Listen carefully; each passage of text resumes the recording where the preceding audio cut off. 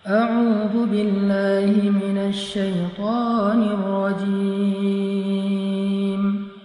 بسم الله الرحمن الرحيم.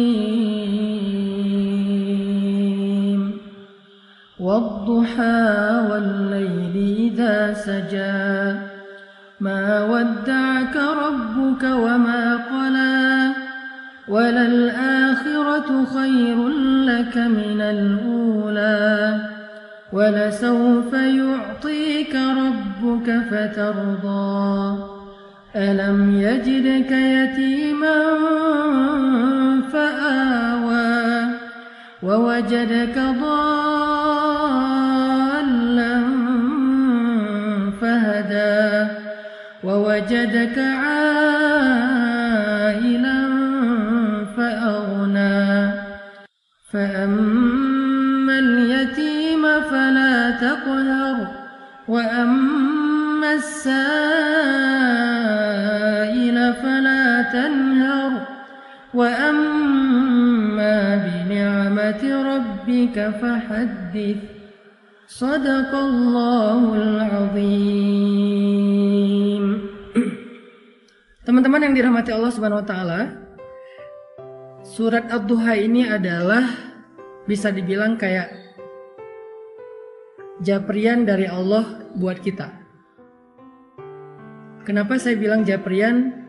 Karena kalimat di dalam surat Ad-Duha itu personal banget. Allah kayak lagi ngomong dengan satu orang hambanya. Makanya kalau misalnya teman-teman lagi baca surat Ad-Duha, cobalah teman-teman rasain kita tuh lagi baca sebuah japrian dari Allah yang khusus buat kita. Jadi ketika Allah ngomong kamu di dalam surat Ad-Duha itu, kamu di situ adalah saya. Kamu di situ adalah teman-teman. Kamu di situ adalah kita yang sedang membaca surat Ad-Duha, bukan orang lain.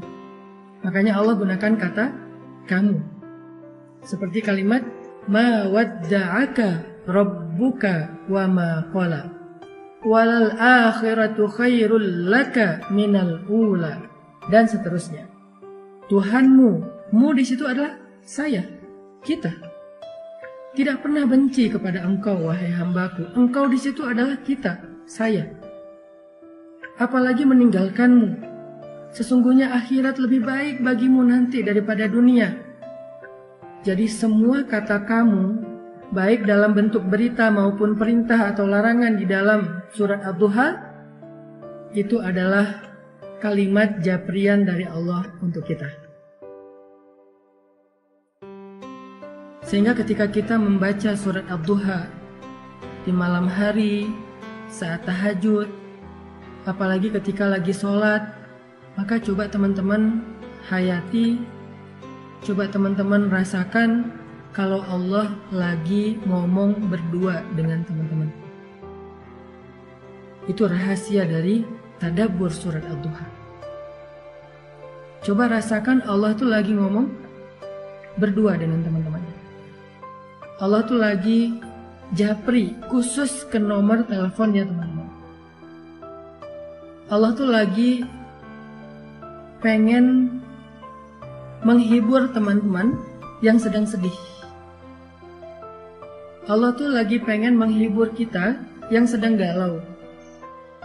Allah tuh lagi pengen menghibur kita yang sedang terluka. Allah tuh pengen menghibur kita yang sedang lemah dan merasa gak berdaya.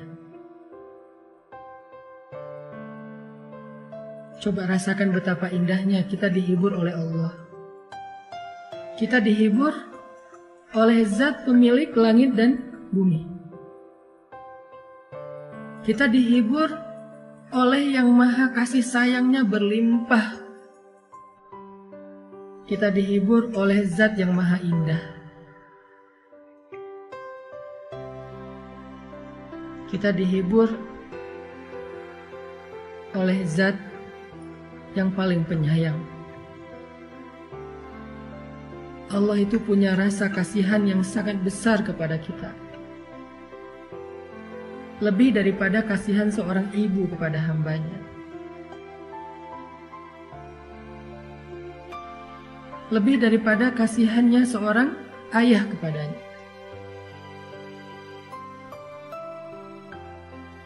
lebih daripada kasihannya seorang suami kepada istri,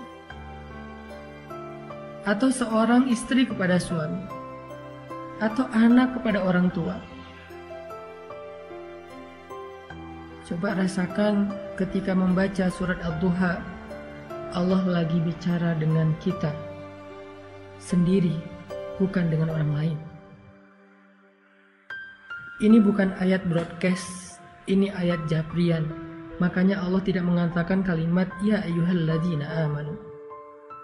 Kalau ya ayyuhalladzina amanu itu ayat broadcast. Tapi ma wadda'aka rabbuka wa ma qala,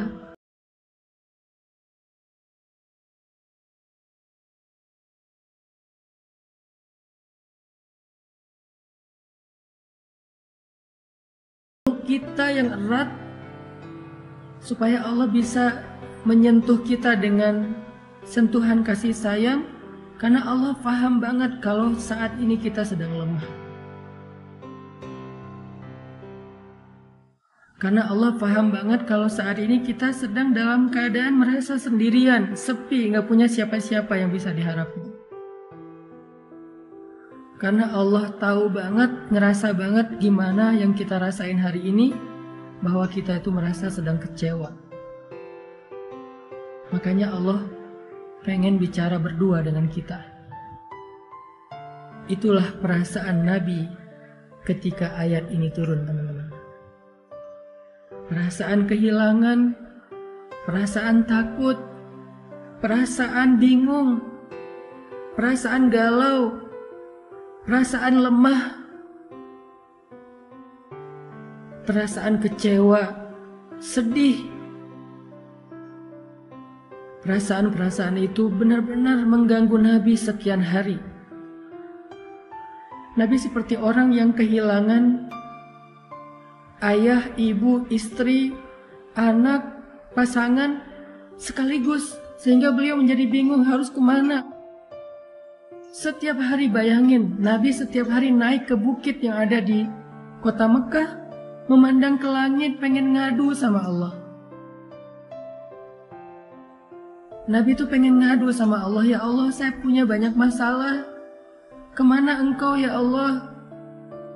Ya Allah saya punya banyak masalah, kemana Jibril? Nunggu lama di atas bukit, Jibril gak turun. Akhirnya Nabi pulang ke rumah. Besok balik lagi, ngadu lagi, manggil, turun lagi dari bukit tanpa bertemu dengan Jibril. Berhari-hari. Ada ulama yang mengatakan 12 hari, ada yang ulama mengatakan hampir 1 bulan dalam puncak perasaan galau dan khawatir yang luar biasa itu. Tiba-tiba Allah Subhanahu wa Ta'ala menurunkan surat Ad-Duha. Allah utus Jibril. Allah katakan melalui malaikat Jibril, 1 kalimat, 1 japrian, 1 ayat, 1 surat khusus buat Nabi. Kalimatnya, ma wadda'aka rabbuka wa ma qala. Tuhanmu gak pernah ninggalin kamu dan tidak juga benci kepadamu, Muhammad. Tiba-tiba Nabi seperti merasa, ya Allah, hampir saja saya merasa kehilangan. Hampir saja rasa takut itu mencelakai saya. Hampir saya merasa putus asa dengan kesendirian. Tiba-tiba Allah mengatakan, Abdi, Habibi, hambaku, kekasihku Muhammad, ma wadda'aka rabbuka wa ma qala. Tuhanmu gak pernah ninggalin kamu. Coba lihat betapa lembutnya Allah bicara dengan Nabi. Tuhanmu gak pernah ninggalin kamu. Itu seperti ketika seorang ayah bilang, ayah gak pernah ninggalin kamu, wahai nak.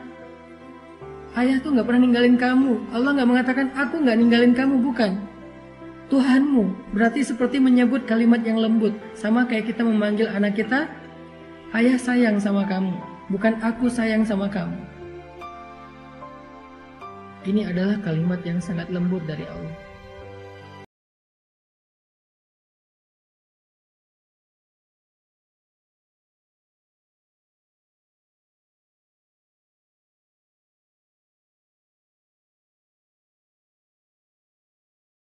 surat ini. Lalu surat ini ditulis oleh para sahabat di dalam mushaf. Maka sejak saat itu surat ini menjadi surat pribadi dari Allah kepada semua hamba yang pernah merasakan apa yang dirasakan Nabi. Kehilangan, ketakutan, kebingungan, hilang arah, sedih, kecewa. Maka siapapun yang pernah merasakan perasaan seperti itu, apapun alasannya, mau urusan agama, mau urusan dunia, mau urusan keluarga, mau urusan karir, pekerjaan, mau urusan percintaan, apapun alasannya ketika dia merasa sedih seperti itu, maka Allah ngejapri dia dengan kalimat yang lembut. Hambaku, ma wadda'aka rabbuka wa ma qala. Tuhanmu gak pernah ninggalin kamu, apalagi benci kepadamu. Itu maksud dari surat Ad-Duha, teman-teman. Coba teman-teman nanti setelah ini kalau baca surat Ad-Duha di rumah, kalau perlu hafal surat itu karena tidak terlalu panjang untuk kita baca di dalam sholat. Setelah tahu artinya, baca dulu terjemahannya, hafal terjemahannya, nanti baca di dalam sholat ketika lagi sedih. Sholat yang gak ada yang ganggu kita, sholat sunnah, terutama sholat tahajud. Gak apa-apa baca surat ini di waktu tahajud, karena Allah bersumpah dengan waktu malam apabila telah sunyi, bukan hanya waktu duha. Kita baca.